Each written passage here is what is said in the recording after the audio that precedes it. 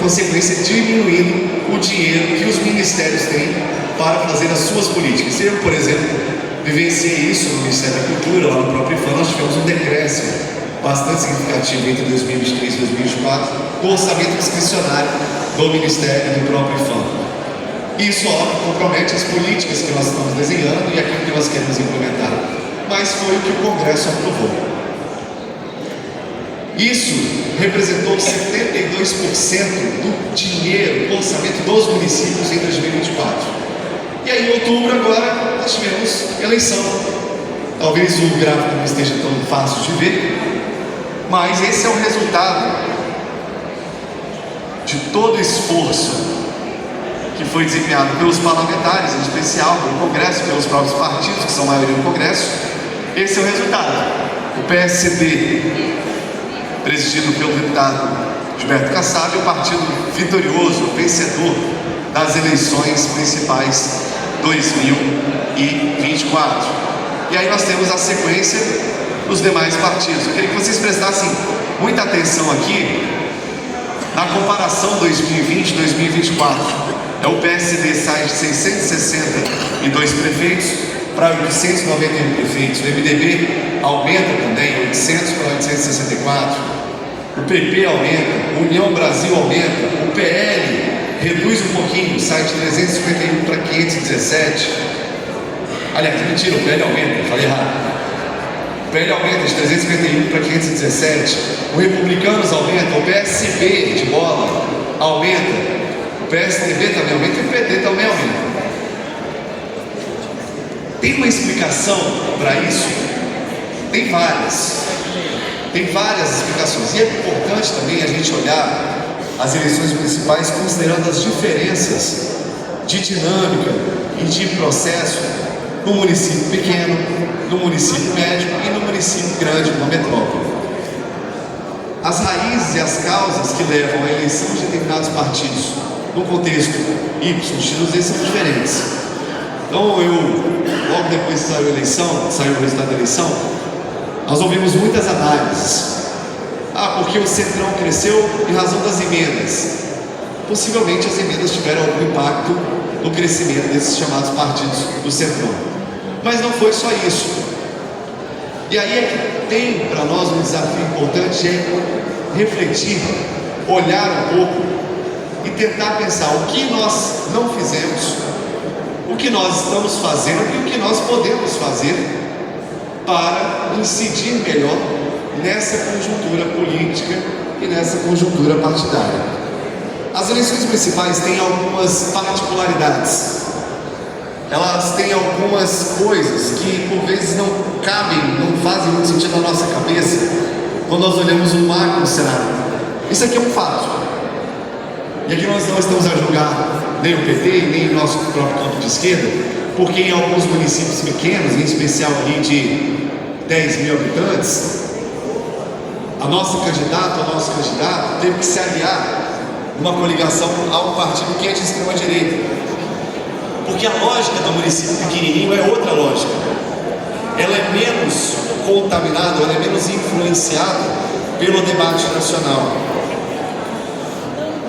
Em outros contextos é mais influenciada. Então, da mesma maneira, nós tivemos aí... Pode passar por gentileza o slide que travou aqui?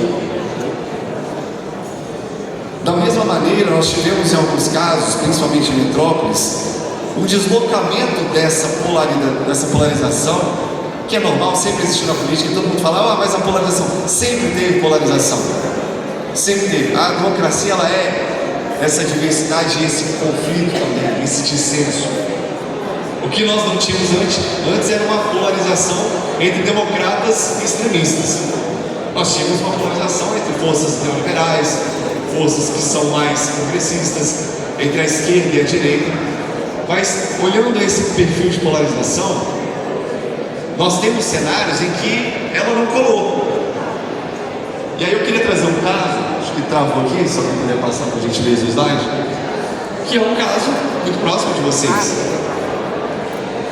Embora a gente possa considerar o Marçal um perfil muito próximo, ou em determinadas questões, um perfil alinhado a esse tipo de extrema-direita, há que se olhar para além disso. E eu quero chamar muita atenção de todos nós aqui para um movimento, para uma circunstância que nós temos chamado de antipolítica, ou de não política, ou de negacionismo político. Como ele, existem muitos outros pelo Brasil, e tem surgido mais.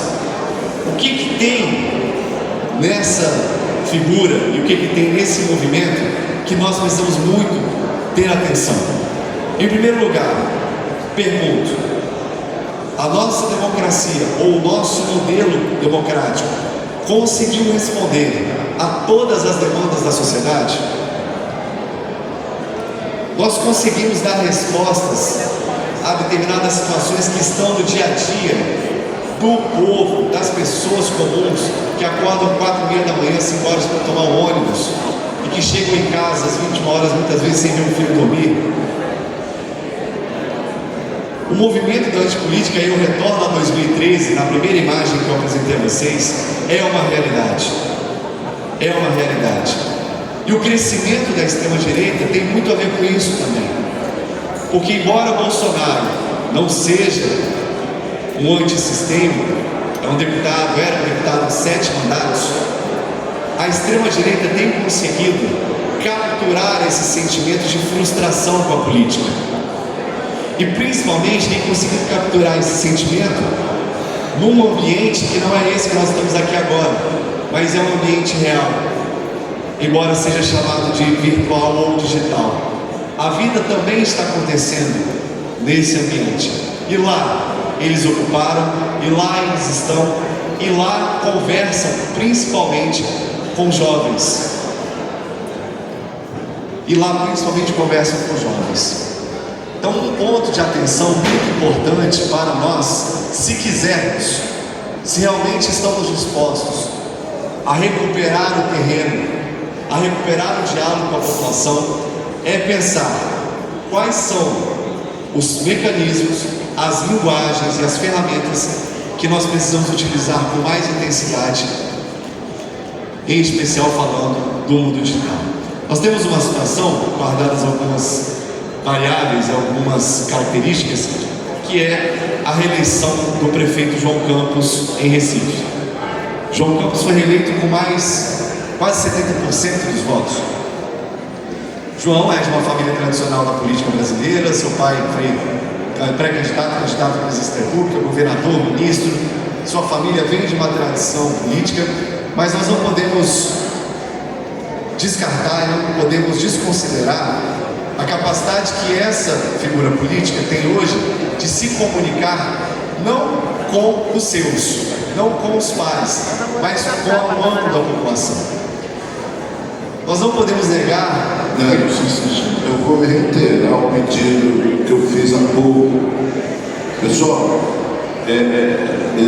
esse burburinho, um fala daqui, outro fala dali, vai juntando, fica aqui insuportável, ninguém consegue ouvir o palestrante. Por favor, eu peço que aqueles que querem, desejam falar, façam uma prova, colaborem com o palestrante, colaborem com a própria público, colaborem com a mesa aqui também. Obrigado. Água aqui, bonito. Fecha a boca que dá para escutar. Aumentar o volume do microfone, aumente o volume do microfone, por favor, aqui do palestrante. Pronto. Que o retorno aqui tá. Melhorou? Boa. Então vamos lá, estou chegando ao final e aí a gente vai abrir aqui para algumas manifestações, poder interagir minimamente. Então vamos lá. Falei aqui de linguagem, falei de comunicação. Só um adendo ainda sobre linguagem. O nosso campo, e aí, considerando que nós estamos aqui dentro de um espaço sindical, de um espaço de pessoas que têm compromisso com a democracia, que têm compromisso com a justiça, com a luta, nós temos que tomar muito cuidado. E aí é um sinal de alerta que serve a mim, e eu caio muitas vezes nessa armadilha, enquanto agente político, enquanto gestor, que é o léxico, que são as palavras, que são as formas de comunicação que a gente tem utilizado. Seja na base, no espaço de atuação profissional, seja na construção da luta democrática, para quem que a gente está falando e como a gente está falando.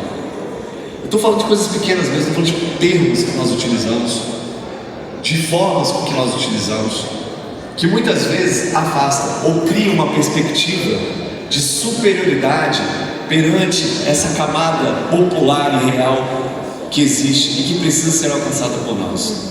Acho que esse é um ponto muito importante se formos pensar comunicação sindical, se formos pensar comunicação governamental e, acima de tudo, comunicação de movimento social.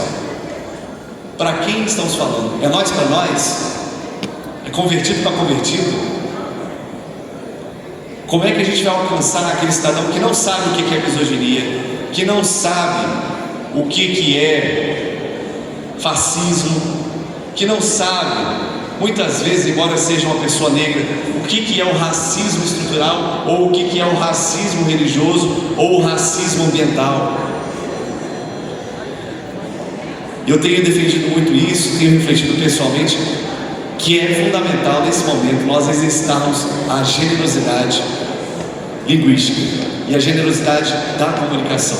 Se nós não assumirmos que nós nos distanciamos, que muitas vezes nós subimos no palco, no pedestal para falar com as pessoas comuns, nós vamos continuar equivocados. E aí, as últimas imagens para fechar, creio que um caso bem sucedido recente que nós tivemos foi esse, da luta da jornada da escala 6x1. Porque essa foi uma pauta aquecida e movimentada por nós, mas que chegou na balconista da farmácia, chegou no padeiro, chegou ali no camarada que trabalha no Estadão, que está atendendo às 4 horas da manhã, quem chega da balada, quem chega da festa, chegou. Nós não podemos considerar que nós temos 1/3 de evangélicos no Brasil, e eles não são todos iguais, e eles não são todos discípulos do Malafaia, e eles não são todos discípulos do Feliciano. Graças a Deus.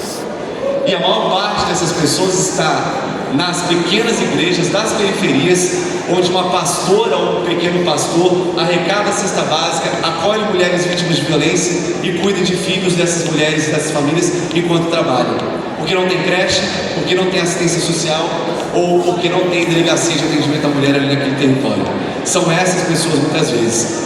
E como falar com elas? É apontando o dedo dizendo evangélico fundamentalista, ou é reconhecendo que também são parte do tecido social e precisam do nosso diálogo? Esse é um outro ponto fundamental. E para encerrar, eu já citei a questão das redes. Os jovens são hoje uma parcela significativa do nosso eleitorado, cresceram muito na última eleição em termos de percentual. E se nós não aprendemos a nos comunicar e falar com essa geração, que não está mais organizada no movimento estudantil tradicional somente, que não está mais organizada na comunidade, mas que está trabalhando hoje, está empreendendo nas novas tecnologias, está no seu grupo musical da comunidade, e aí lá onde passou também pega o menino que quer tocar o violão, traz para dentro da igreja, dá para ele o violão e ensina música. Como é que a gente vai alcançar? Inclusive nas nossas salas de aula. Essa juventude está sedenta de teoria, essa juventude está sedenta de conceito. Não que nós temos que abrir mão dos nossos valores, da nossa cátedra, da nossa disciplina metodológica, conceitual, mas esse jovem está preocupado em ajudar a mãe em casa, esse jovem está preocupado em ajudar o irmão que fica sozinho o dia inteiro, e ele está inserido no TikTok. E mesmo que já isso é uma babaquice, isso é uma loucura, isso é tudo baboseira, TikTok é dancinha pra cá, dancinha pra lá, eles estão lá. Eles estão lá. E se nós não reconhecermos isso, nós vamos fracassar, porque não vai haver intergeracionalidade, transmissão geracional da luta democrática e da defesa do Estado Democrático de Direito. Então, passando aqui por essas informações, eu vou concluir, e aí a gente tem alguns minutinhos para algumas manifestações. Era breve, era provocativo, e agradeço a oportunidade de estar aqui com vocês. Vamos ao diálogo.